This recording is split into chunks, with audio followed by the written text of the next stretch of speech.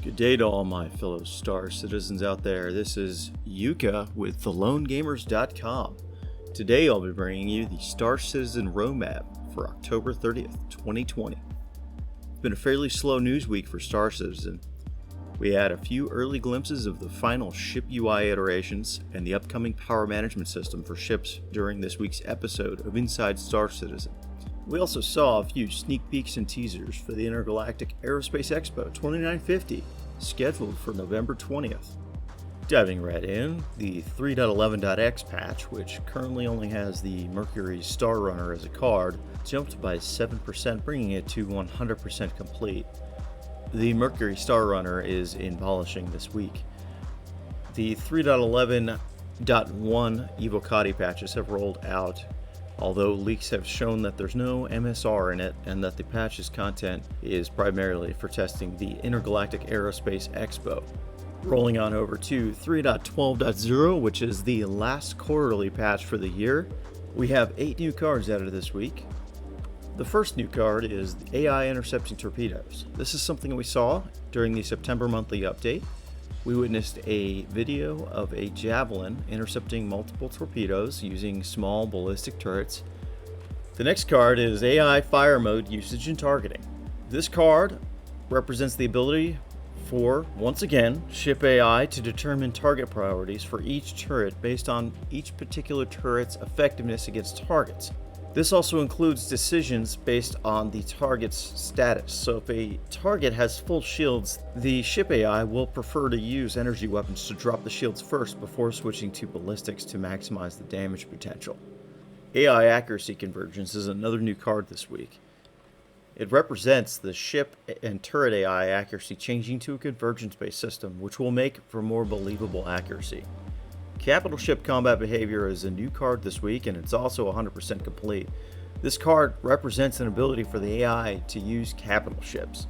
Now this is interesting because with the roadmap update, it also mentions with Alpha 3.12, a Navy Idris will be the final line of defense at armistice zones and rest stops. That's right, we're going to have a capital ship to fight if you decide to go up against the defenders at a rest stop.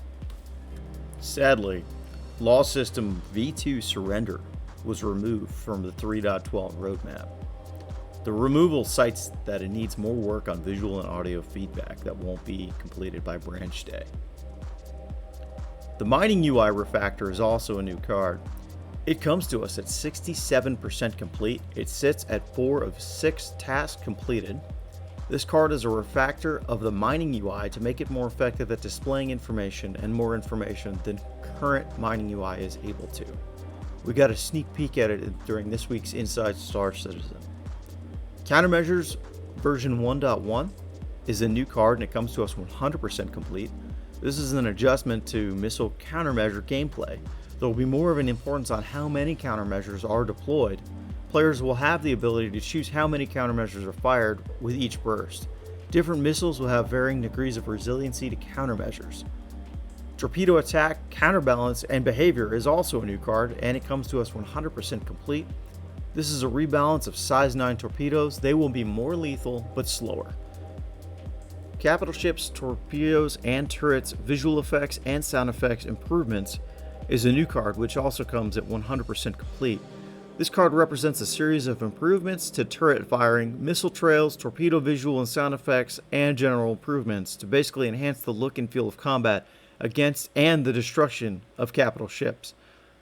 Station-based refining went up by 6%, bringing it to 89% complete. It sits at 62 of 70 tasks completed. This week we saw 5 tasks completed. The Grin Multi-Tool Tractor Beam Attachment dropped by 3% and now sits at 40% complete. It sits at 10 of 25 tasks completed. This week we saw 3 tasks completed and 11 tasks added.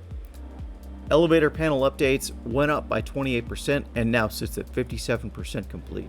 It sits at 8 of 14 tasks completed. This week we saw 4 tasks completed. The Asperia Talon series dropped by 10%, bringing it to 52%. It currently sits at 23 of 44 tasks completed. We saw 5 tasks completed and 15 tasks added this week. The Bearing FS9 LMG increased by 20%, bringing it up to 20% complete. It sits at 1 of 5 tasks completed. We saw 1 task completed this week.